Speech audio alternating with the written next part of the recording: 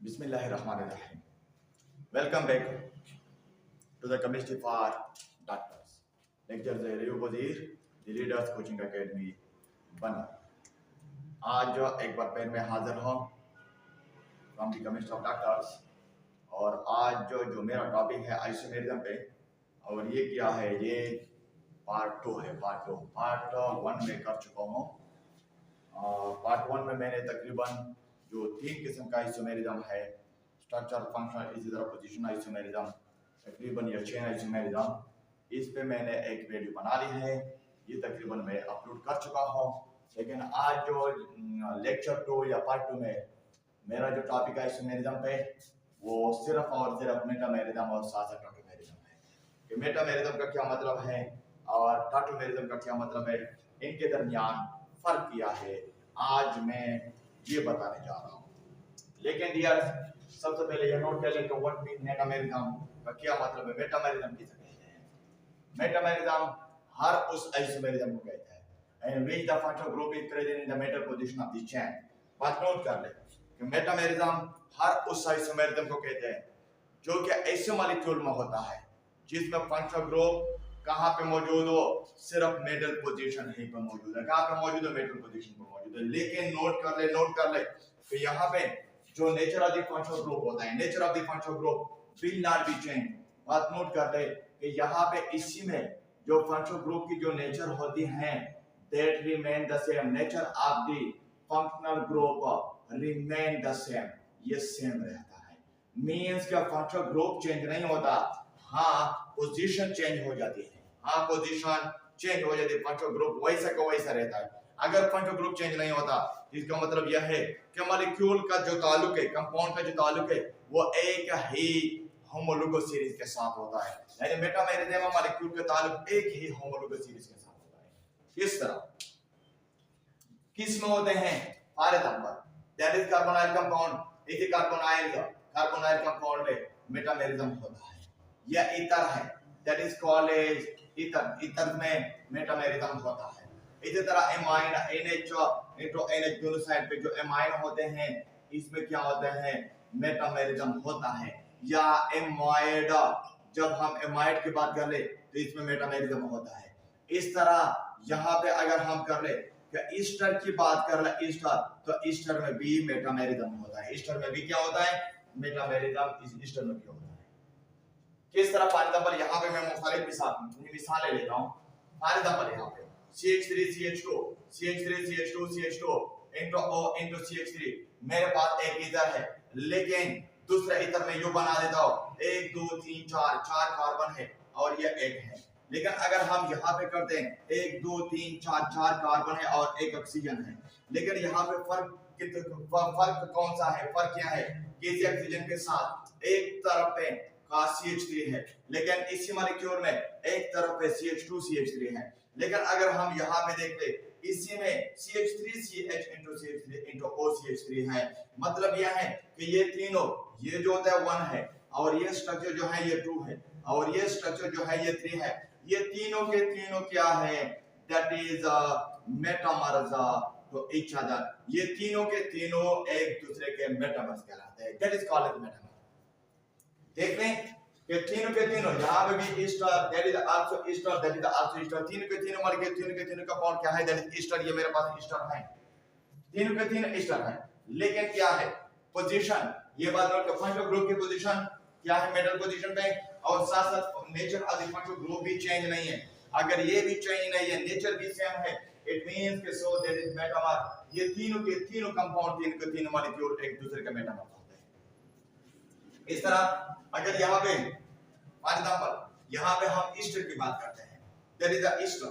अगर यहाँ पे ईस्टर की बात हो रही है तो CH3 into C double bond O into OCH2 into CH3। इसी तरह अगर यहाँ पे यानी मीन कि यहाँ पे इसी ऑक्सीजन के साथ ये दो CH2 CH3 अटैच है, लेकिन अगर हम यहाँ पे CH3 CH2 into C double bond O into OCH3, अगर यहाँ पे इसी मॉलिक्यूल में देखें नंबर ऑफ कार्बन एटम जितने हैं, यहाँ पे भी नंबर ऑफ कार्बन उतने ही है, लेकिन यहाँ पे OCH3 सिर्फ अटैच है। यहाँ पे जो अटैच है CH2 CH3 है, यहाँ पे जो अटैच है OCH3 है। लेकिन अगर हम यहाँ पे बात कर ले तो OCH2 CH2 into CH3 CH3 है। अब क्या क्या बना, अगर हमने यही मॉलिक्यूल है, मॉलिक्यूलर फार्मूला इसका भी, मॉलिक्यूलर फार्मूला इसका भी, मॉलिक्यूलर फार्मूला इसका भी, all these are the molecular formula same, molecular formula तो सेम है, यानी मींस के नंबर ऑफ एटम जो है ये बराबर के बराबर है। लेकिन अगर फर्क है, तो क्या फर्क है, सिर्फ फंक्शनल ग्रुप में फर्क है, फंक्शनल ग्रुप की पोजीशन में फर्क है, फंक्शनल ग्रुप में नेचर में फर्क नहीं है, हाँ फंक्शनल ग्रुप की पोजीशन में फर्क है। इसलिए हम यूं कहते हैं कि ये तीनों के तीनों these are metamers to each other, ये तीनों के तीनों एक दूसरे के मेटामर्स हैं, ये इसी को हम मेटामर्स कहलाते हैं, ये मेटामर्स कहलाते हैं। लेकिन हाँ ये बात नोट कर ले कि मैंने पार्ट 1 में आइसोमेरिज्म के पार्ट 1 में मैंने कहा है कि for the functional group alkyl group is necessary, alkyl group का होना जरूरी है। फॉर द बात नोट कर ले कि फंक्शनल ग्रुप के लिए अल्काइल ग्रुप का होना जरूरी है। लेकिन हाँ यहाँ पे ये सवाल पैदा होता है कि सर अगर अल्काइल ग्रुप का होना जरूरी है तो यहाँ पे क्या है, यहाँ पे H*C*O है, मीन के यहाँ पे तो CH3 नहीं है, क्या ये फंक्शनल ग्रुप में है, क्या ये मेटामर्स है, हाँ मेटामर्स है। बात नोट कर ले कि ठीक है यहाँ पे कोई अल्काइल ग्रुप नहीं है, लेकिन फिर भी that molecule, फिर भी that part that is the metamer of the other group, first and the second one। बात नोट कर ले कि यहाँ पे कोई CH3 नहीं है, यहाँ पे कोई अल्काइल ग्रुप नहीं है, लेकिन फिर भी ये मेटामर्स कहलाते हैं। ऊपर दो के मेटामर होते हैं, ऊपर दो के क्या है, दैट इज द मेटामर, ऊपर दो के ये मेटामर है। So it means कि ये तीनों के तीनों मॉलिक्यूल एक दूसरे के मेटामर कहलाते हैं। So that is called as metamerism, इसको हम मेटामेरिज्म कहते हैं, जो कि फंक्शनल ग्रुप में होता है। फंक्शनल ग्रुप का कहां पे, जब मिडिल पोजीशन पे हो, और दूसरी बात ये होती है कि nature of the functional group change नहीं होता, और साथ साथ अगर ये चेंज नहीं होता इट मींस कि होमोलोगस सीरीज मेटामेरिज्म है, होमोलोगस सीरीज भी चेंज नहीं होता, होमोलोगस सीरीज एक ही होता। दूसरा जो टॉपिक है इस आइसोमेरिज्म के साथ जो ताल्लुक है वो टाटोमेरिज्म है। टाटोमेरिज्म मेटामेरिज्म में फर्क क्या होता है? टाटोमेरिज्म जो होते हैं ये डायनेमिक आइसोमेरिज्म है। Tautomerism is the dynamic isomerism, इसको हम डायनेमिक आइसोमेरिज्म कहते हैं। In which the functional group are interconvertible, जिसमें फंक्शनल ग्रुप क्या होते हैं, ये इंटरकन्वर्टेबल है। In which the functional group is interconvertible. बात नोट कर ले कि यहाँ पे जो टाटोमेरिज्म है ये भी डायनेमिक आइसोमेरिज्म है। ये डायनेमिक का मतलब ये होता है कि जिसमें एक फंक्शनल ग्रुप दूसरे फंक्शनल ग्रुप में चेंज हो जाता है, यानी फंक्शनल ग्रुप जो होता है ये इंटरकन्वर्टेबल है। इंटरकन्वर्टेबल का क्या मतलब है? इंटरकन्वर्टेबल का मतलब ये होता है कि एक फंक्शनल ग्रुप दूसरे फंक्शनल ग्रुप में चेंज हो जाता है। फंक्शनल ग्रुप की नेचर जो होती है ये बिल्कुल चेंज हो जाती है, तो इसी को हम क्या कहते हैं, दैट इज टाटोमेरिज्म। इसी को हम टाटोमेरिज्म कहते हैं। क्या मतलब? फॉर एग्जांपल यहाँ पे अगर मैं कर लो, इसका मतलब यह है कि अगर मेरे पास एक होता है कीटो ग्रुप जो होता है that change into the enol form, keto जो होता है ये इनोल फॉर्म में चेंज हो जाता है। यहाँ पे ये एक मुख्तलिफ ग्रुप है और दूसरा ये और मुख्तलिफ ग्रुप है, मीन के दो मुख्तलिफ ग्रुप एक दूसरे का इंटरकन्वर्टेबल है। तो सो ऐसे आइसोमेरिज्म जिसमें दो मुख्तलिफ ग्रुप फंक्शनल ग्रुप एक दूसरे के इंटरकन्वर्टेबल हो, इसी को हम क्या कहते हैं, दैट इज कॉल्ड टाटोमेरिज्म। इसी को हम टाटोमेरिज्म कहते हैं। किस तरह टाटोमेरिज्म का होते हैं, यहाँ भी टाटोमेरिज्म, यहाँ भी यानी कार्बोनाइल कंपाउंड टाटोमेरिज्म भी होता है, मेटामेरिज्म भी होता है। नोट कर रहे हैं कि कार्बोनाइल कंपाउंड में टाटोमेरिज्म मेटामेरिज्म दोनों के दोनों होते हैं। इस तरह यहाँ पे एमाइड की हम बात करते हैं, एमाइड में भी टाटोमेरिज्म होता है, यहाँ पे भी टाटोमेरिज्म होता है। टाटोमेरिज्म मेटामेरिज्म एमाइड में भी होता है। इसी तरह HCN hydrogen cyanide, HOCN RMO2, इन सारे के सारे में टाटोमेरिज्म पैदा होती है। किस तरह? फॉर एग्जांपल यहाँ पे सबसे पहला ये एग्जांपल मैं लेना चाहता हूँ, CH3 into C double bond O into CH2 ना sorry into CH3 into CH2 double bond C into OH into CH3, यानी यहाँ पे क्या है, बात नोट कर ले कि यहाँ से एक हाइड्रोजन यही ऑक्सीजन लेता है, यहाँ से क्या हो जाता है कि एक हाइड्रोजन यहाँ से ऑक्सीजन इसको रिसीव करता है। जब ये रिसीव करता है, सपोज कर ले कि ये मेरे पास क्या है, 3 हाइड्रोजन है, इन 3 हाइड्रोजन से एक हाइड्रोजन ऑक्सीजन ने रिसीव की और यहाँ पे डबल बॉन्ड बना, डबल बॉन्ड के बने थे ये डबल बॉन्ड खत्म हुआ, तो इट मीन कि यहाँ पे CH2 double bond C into OH into CH3 बना। यानी मीन्स कि so that form is called keto, और इसको हम क्या कहते हैं इनोल। देख ले यहाँ पे, अब ये कीटो है, मीन के दैट इज द कीटोन, जो कि एक अलग किस्म का होमोलोगस सीरीज है। लेकिन अगर हम यहाँ पे एक इनोल, इनोल ई का मतलब ये होता है कि डबल बॉन्ड, ओल का मतलब ये होता है कि दैट इज अल्कोहल।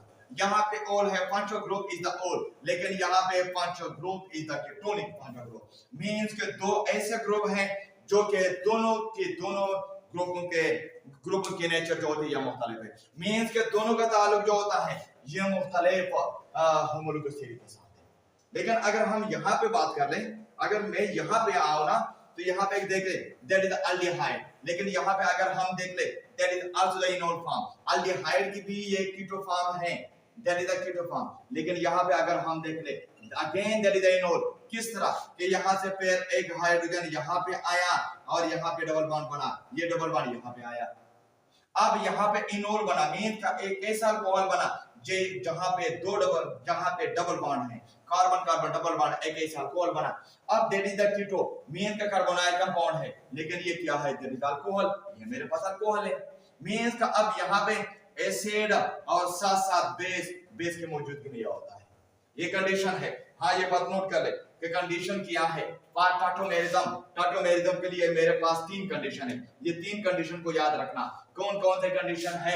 नंबर 1 तो होता है कि टाटोमेरिज्म में एसिडिक हाइड्रोजन का होना जरूरी है। एसिडिक हाइड्रोजन का मतलब ये होता है कि अल्फा हाइड्रोजन का होना जरूरी है। किसमें? टाटोमेरिज्म में। टाटोमेरिज्म में एसिडिक हाइड्रोजन का होना जरूरी है, एसिडिक हाइड्रोजन हो।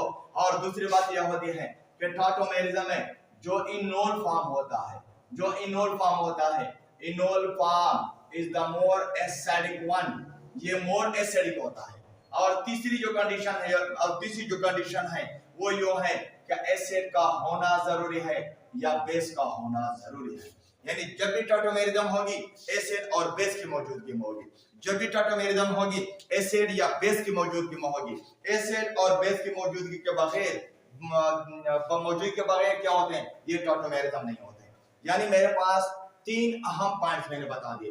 एक तो ये होता है कि अल्फा हाइड्रोजन का होना जरूरी है।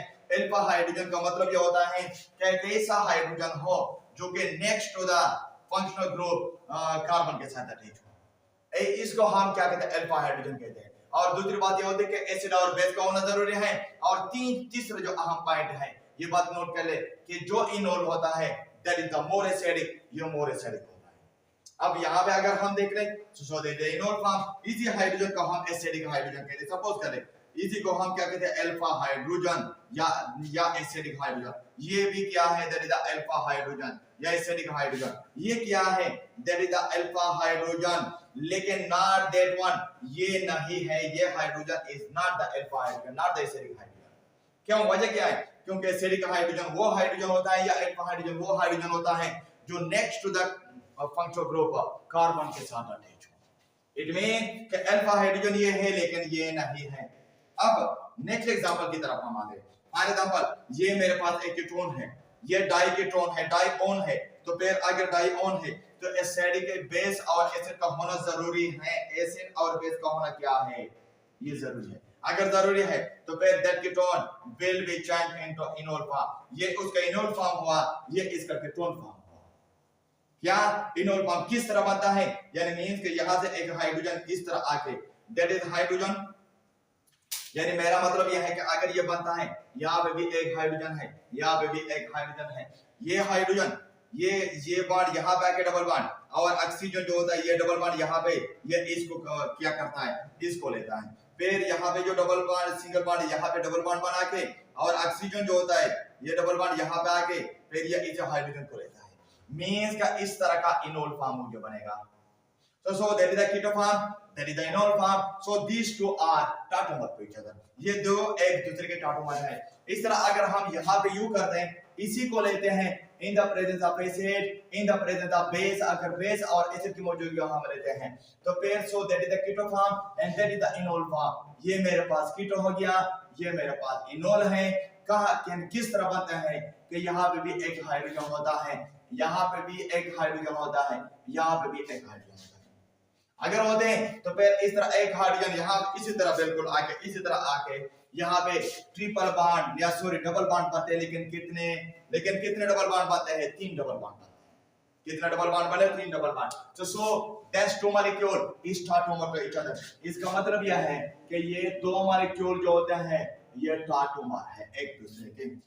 लेकिन अगर हम यहाँ की बात कर ले तो यहाँ पे क्या होता है? यहाँ पे भी same is the case in the presence of hydrogen और बेस नसर in the presence of acid और बेस की मौजूदगी में। तो यहाँ पे फॉर एग्जांपल ये हाइड्रोजन है, यहाँ पे ये हाइड्रोजन है, ये यहाँ पे आ जाता है, ये यहाँ पे आ जाता है। ऑक्सीजन जो होते हैं ये इसी को लेता है, ये ऑक्सीजन इसी को लेते हैं, तो फिर मुझे इस तरह का मॉलिक्यूल मिलता है और इसी को हम कहते हैं इनोल और इसी को हम कहते हैं कीटो। लेकिन ये दो क्या है? ये दो एक दूसरे के क्या है? That is the tautomer to each other. ये एक दूसरे टाटोमर है, एक दूसरे के टाटोमर है। अब इसी तरह अगर हम यहाँ पे करते हैं, यहाँ पे सिर्फ एक ऑक्सीजन में कि यहाँ पे सिर्फ एक अल्फा हाइड्रोजन जो होगी यहाँ पे आके डबल बॉन्ड बना लेगा और ऑक्सीजन ये इसी को लेके अगर ऑक्सीजन ये इस हाइड्रोजन पर तो यहाँ पे डबल बॉन्ड बनेगा, सिर्फ double bond into OH।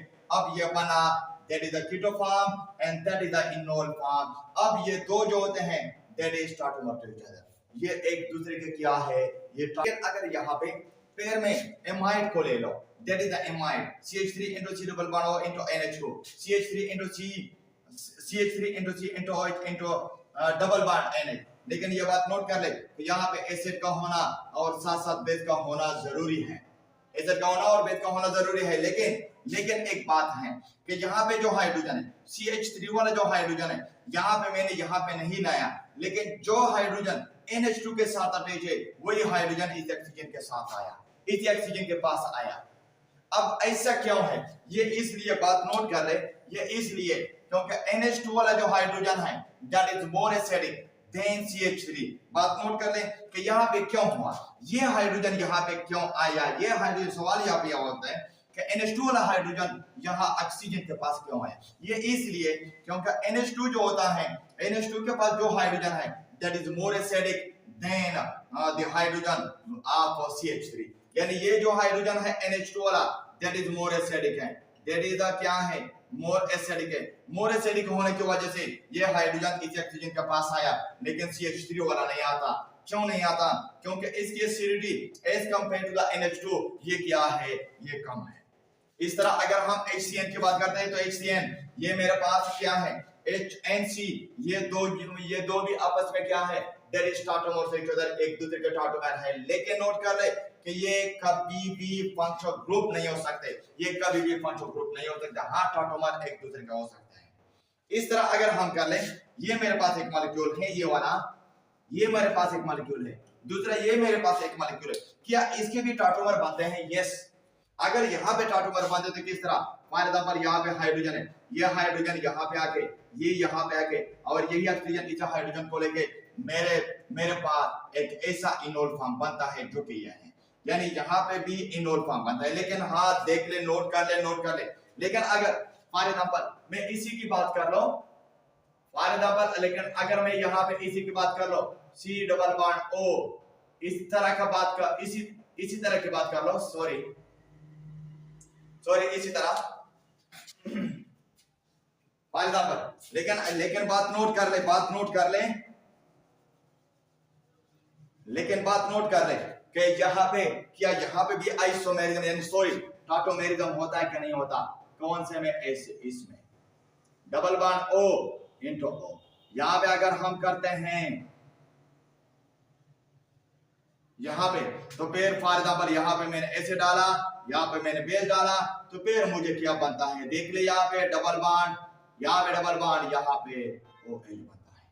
Either क्या ये जो इनोल फॉर्म है दैट इज द इनोल और ये मेरे पास कीटो फॉर्म है।